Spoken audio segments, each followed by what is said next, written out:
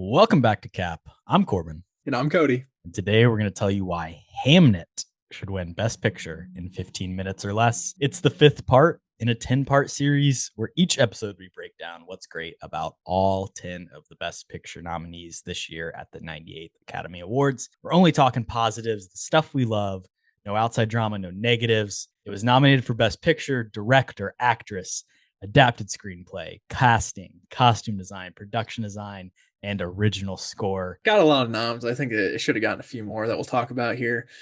But yeah, for me, this is probably top three, top five movie of the year very easily for me, even on a personal level.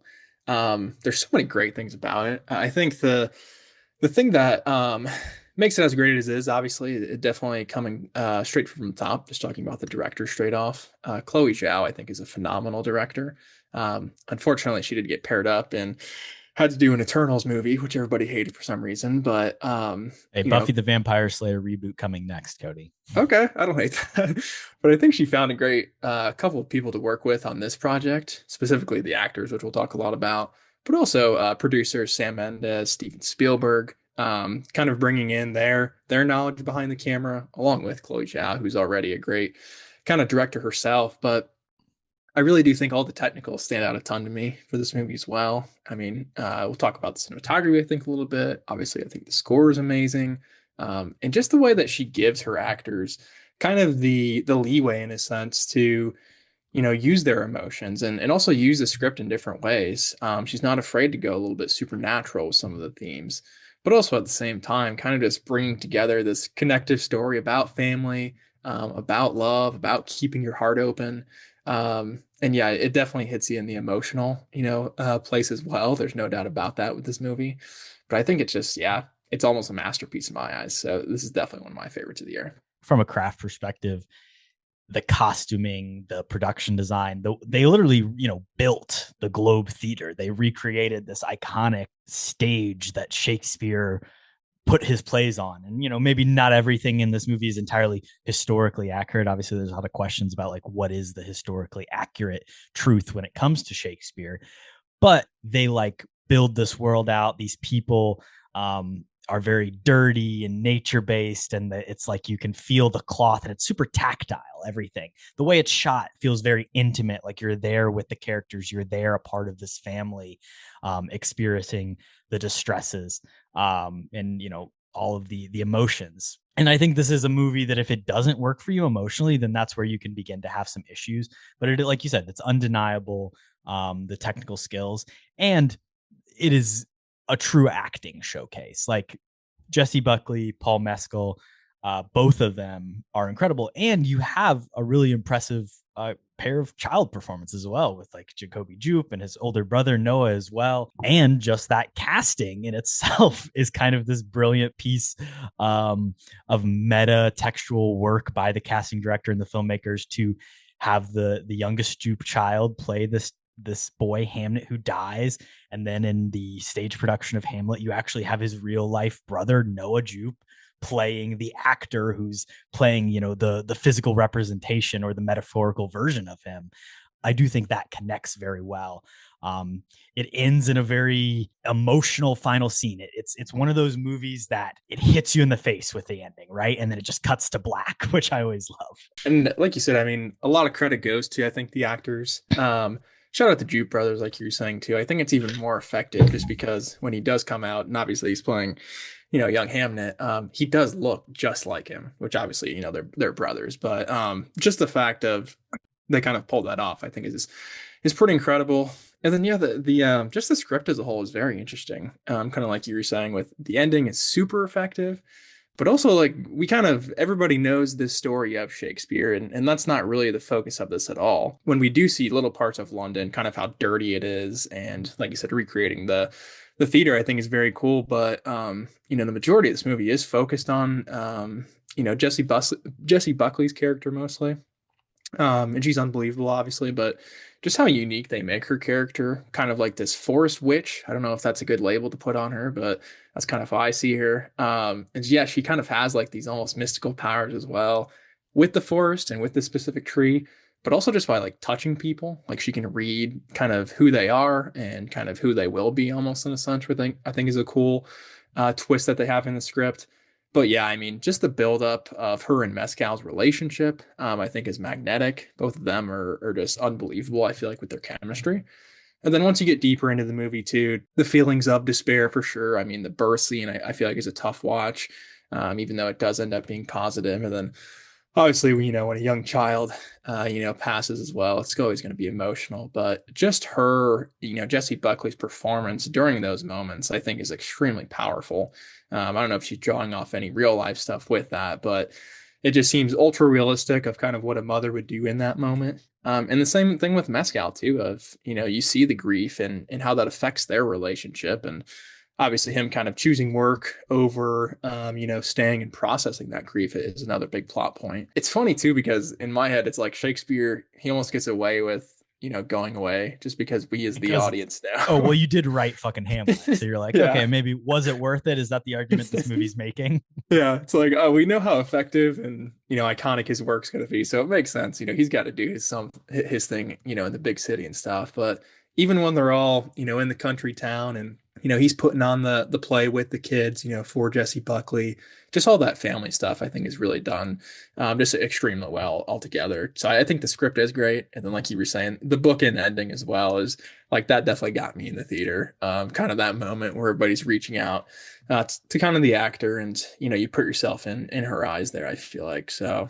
And of course, you've got On the Nature of Daylight, Max Richter playing. Personally, think it is kind of ridiculous to continue using a song over and over in movies and to then like give it an original score nomination for that reason. However, if you just take it standalone use in this movie, it is very effective and it is a great song. It's an undeniable work of music composition. It is beautiful. It's touching. It brings about all these emotions, and to have that as the backing as well is extremely effective. I agree. I think that song on its own is great.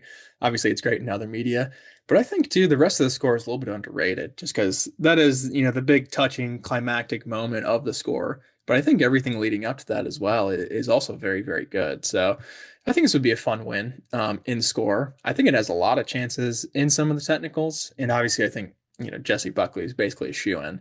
But it'll be interesting to see how many awards it does pick up.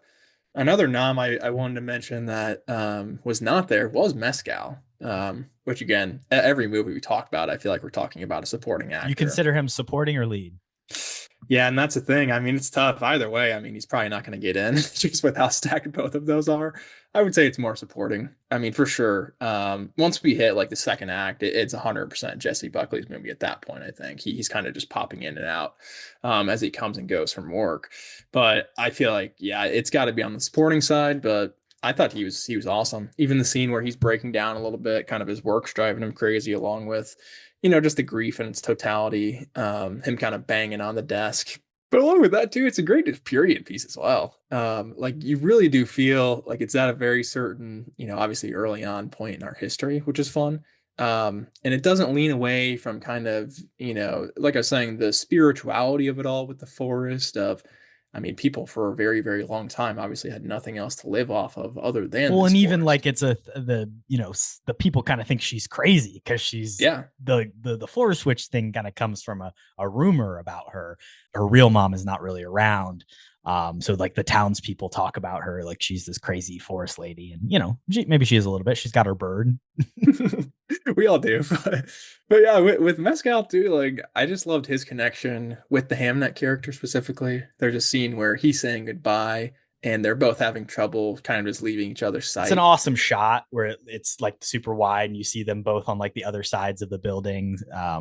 Yeah, And the cinematography as a whole is great too. I mean, even like the opening shot with Jesse Buckley like sleeping kind of near the tree and stuff, like everything in the forest, I feel like, it focuses on like that one specific hole with like lingering shots, which I think is cool too. mm. Just everything kind of behind the camera, I think is lights out. Got to shout out Lucas Zoll is the cinematographer. Obviously, Chloe Zhao has shot some of her own movies, Nomadland, prior to this, but he was the cinematographer on The Zone of Interest, which I think is very interesting because this is a movie entirely shot with natural lighting. That's a movie that's like you're basically just setting cameras up and using everything. So to keep everything like super real and natural and like set in this dark time period, I think that's really effective, and that's almost like a documentary style. This one, feels in the realm of cinematic narrative fiction. However, it's still super grounded and, like I said, intimate. Like you're there with the characters living this. Also has a dope hawk that is included in the story a little bit. Like he's got his plot points, Cool but it shots of just it through the yeah, air. just the visuals of him kind of flying around and flying on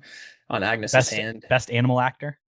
I think he's got to be up there. He should definitely be nominated if he doesn't win. But yeah, just all of the visual and technicals I think are off the charts. And along with that, when you combine it with a great director and great performers like this, shout out to the little kids as well. I think like all of the siblings are great, not just the one specific Jupe brother. Although he is really good too. And then yeah, I mean the full circle kind of plot as well. Once we get to the ending, I think it is pretty effective, including, I mean, I'm not sure how much of the actual Hamlet story we actually saw. I mean, it's probably like what, It's 15 some minutes. very particularly selected scenes, I will Yeah. say.